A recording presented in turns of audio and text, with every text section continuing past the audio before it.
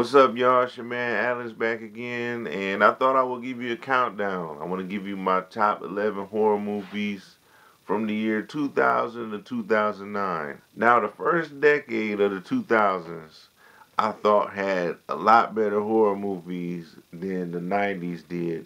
I did a countdown a couple years ago of my top favorite horror movies from the 1990s, and in that video, I mentioned how I wasn't too impressed with horror movies in that decade. I don't know. It's just, 80s was such a great decade of horror movies.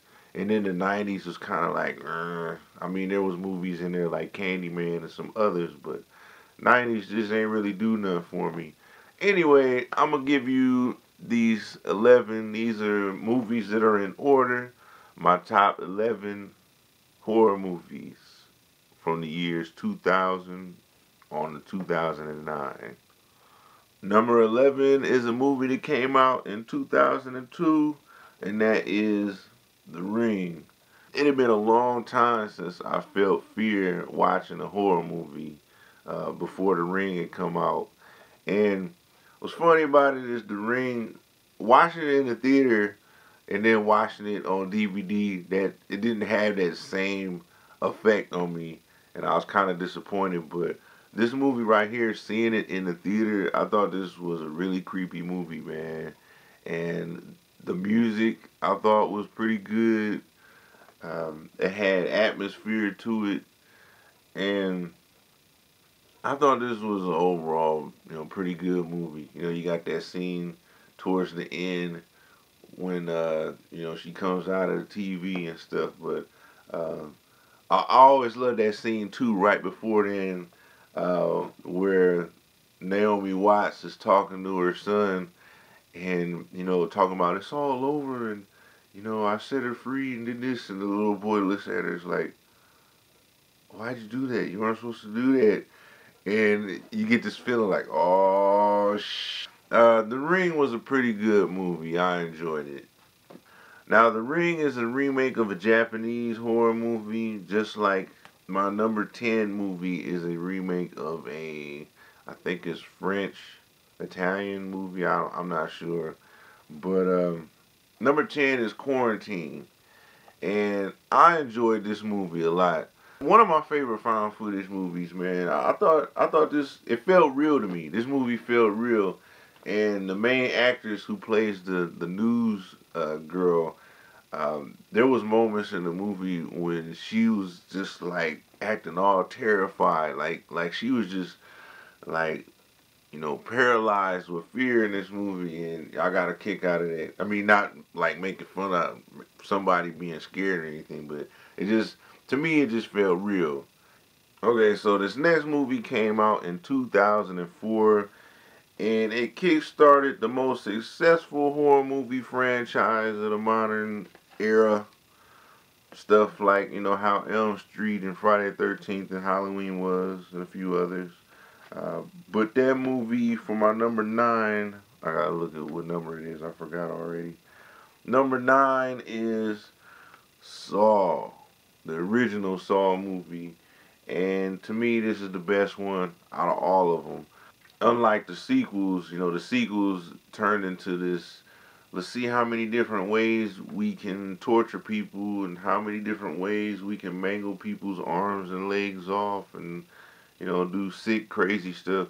This movie wasn't a torture movie at all. And it's a really intelligent movie. It had a nice twist. It had Ben Linus from Lost up in there. You got Robin Hood Men in Tights. This movie had a nice music score to it. Danny Glover in the movie, but I like this. I thought Jigsaw was, I thought that was a pretty smart horror icon to come on with. You know, a person who gets people who don't appreciate their lives and puts them in traps and makes them decide their own fate. Like, hey, if you want to live, you're gonna have to do this crazy feat right here in order to survive. If you really want to die and don't appreciate your life, you just sit there and just die and rot away, or get something crazy happen to you. But Saw, really good movie. That's my number 9. Okay, so my number 8 movie came out in 2001. It stars Bill Paxton and Matthew McConaughey, and that is Frailty. This movie is crazy, man. It keeps your attention, though, man. It's one of those movies, that starts in the present and then it goes back. It tells you a story that's happening back in the day, and Matthew McConaughey is kind of like narrating this whole thing. But Bill Paxton plays his dad, and his dad is this loving father who is just him and his 2 boys. And one night, in the middle of the night, his dad, Bill Paxton wakes his 2 boys up, and is like, tells them that an angel appeared to him and sent them a message that God wants him to go around and start killing demons. And these demons look like regular people out there, and he'll just show them who it is. And the son is like, this is crazy. This can't be real. So all these events are happening where the boy is like, man, my dad is going crazy, but I love him. And his dad is doing, believes he's killing demons, but is he killing demons or is he killing real people, just regular human beings? I thought it was intriguing and it kept my attention. And Frailty, crazy movie, man. Number 7 on my list is Jeepers Creepers. I thought this was a really good movie. At first, I really didn't care for it that much, but over time, I really started liking this movie a whole lot more. And I think this movie has a really cool villain, a really cool monster. Justin Long and his sister, I can't remember the girl's name, the girl that plays his sister. To me, in this movie, they act like a brother and sister, or how a lot of brothers and sisters act, how they always picking on each other and arguing with each other, and then they're playing this stupid game uh, together where they gotta guess the names on the license plate, and they call each other names. That's one thing about the movie that I thought was kind of funny, was the way them two interact with each other. It's like, they acting just like a brother and sister. But Jeepers Creepers was a really cool movie to me, man. I can't wait till the third one comes out. Whenever that comes out, they've been talking about it for a long time. Number 6 on my list came out in 2009, or at least I think it came out in 2009. I don't know, because I remember seeing previews on DVDs and stuff to this movie, like, seemed like 2 3 years before the movie even came out. And I was wondering, like, man, when is this movie coming out? I see it advertised and it's supposed to come out but never came out.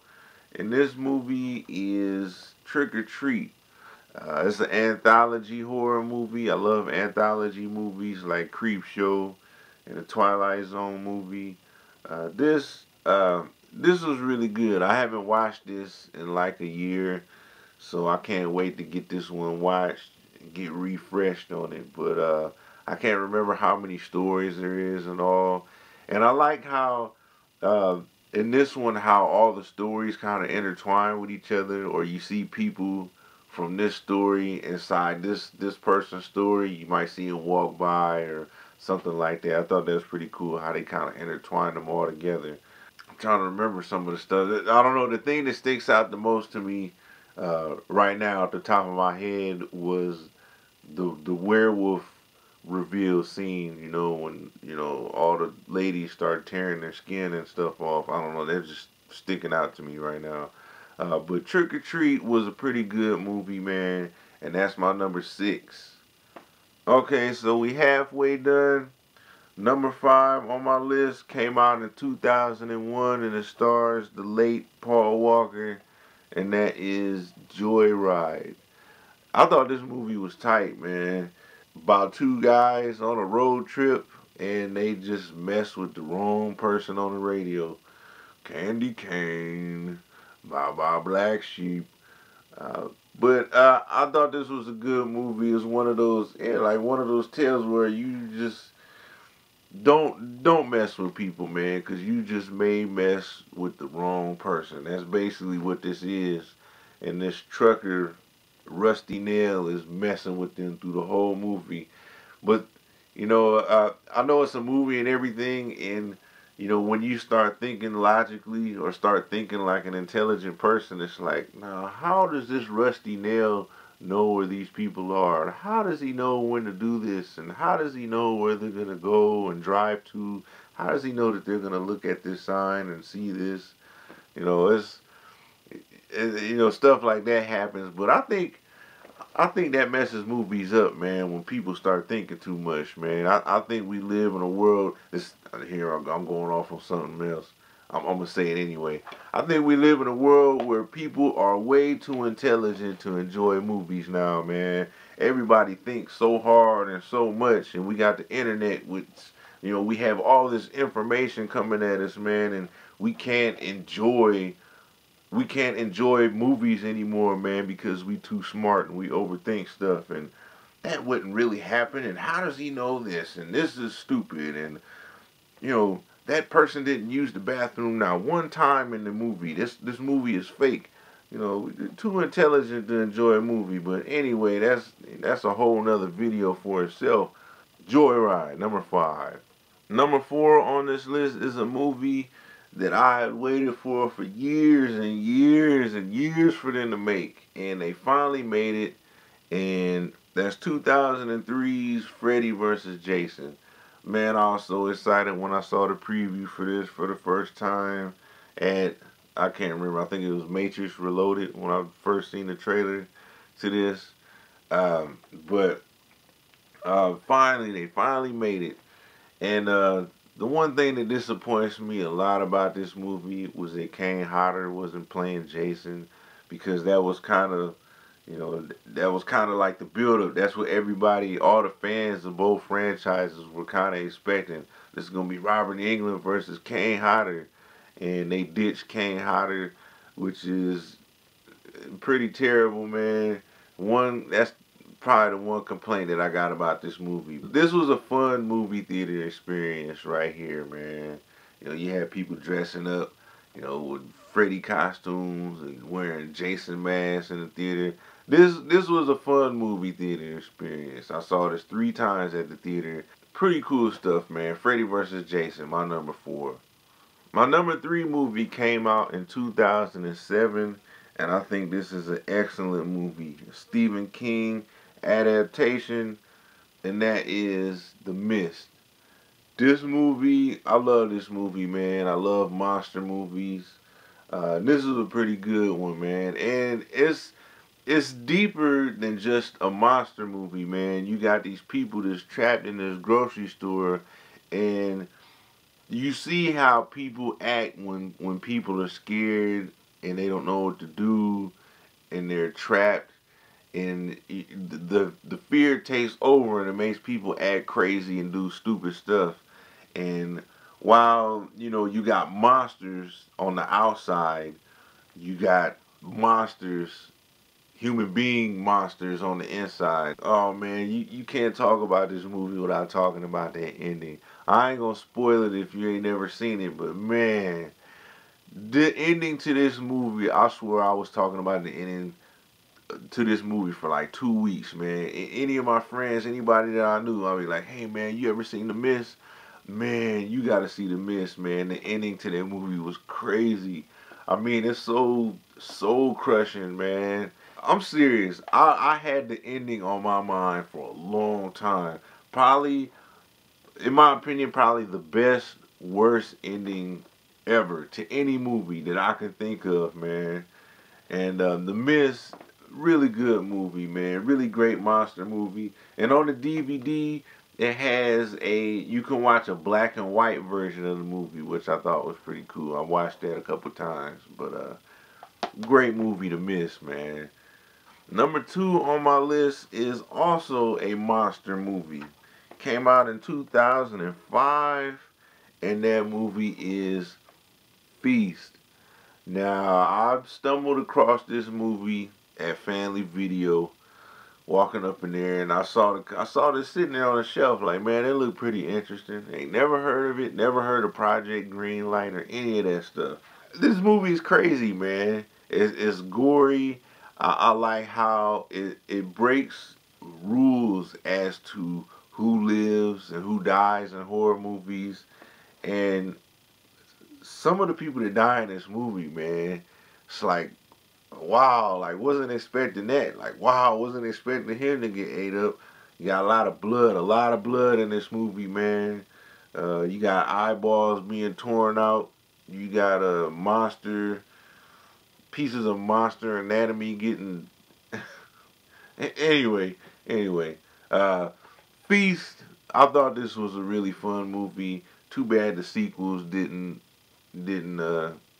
or weren't as good as this one. I didn't think so anyway. I thought the second and third one were pretty bad, man. But Feast, good horror movie, good monster movie. Okay, so we're finally down to my number one favorite movie of the first decade of the 2000s. And this movie is a remake, which I think is the best remake that's come out after the year 2000. And it's a remake that I think is better than the original. And I know a lot of people want to kill me and stab me for saying that, because there's a lot of immature people out there who can't handle somebody saying something that goes against what they believe, or if it don't agree with how they. That's you can't say that. That's my favorite movie right there. How dare you say that? That's blasphemy. I want to come through my computer screen and stab you in the chin. And Dawn of the Dead remake. Zack Snyder did this. A lot of people hate on Zack Snyder, but I love this movie, man. I like it better than the original. I think it's faster paced. It's like an action horror movie, man. A lot of guns shooting, a lot of shotguns blasting, a lot of zombies running. I like this movie. I like the opening. The part when the opening credits with the Johnny Cash song playing. Doom doom doom doom doom doom. I like this movie a lot, man. And like I said, I think it's the best horror remake that's come out after the year 2000. And there's been a lot of horror movie remakes in general, but I think this is the best out of all of them. Dawn of the Dead is my number one from that decade. And I just threw my movie down, and that's not really taking care of my stuff.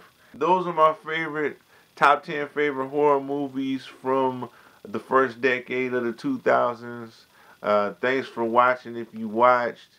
And I'll check you later in the next video. Peace out. Can you say an 80s slasher?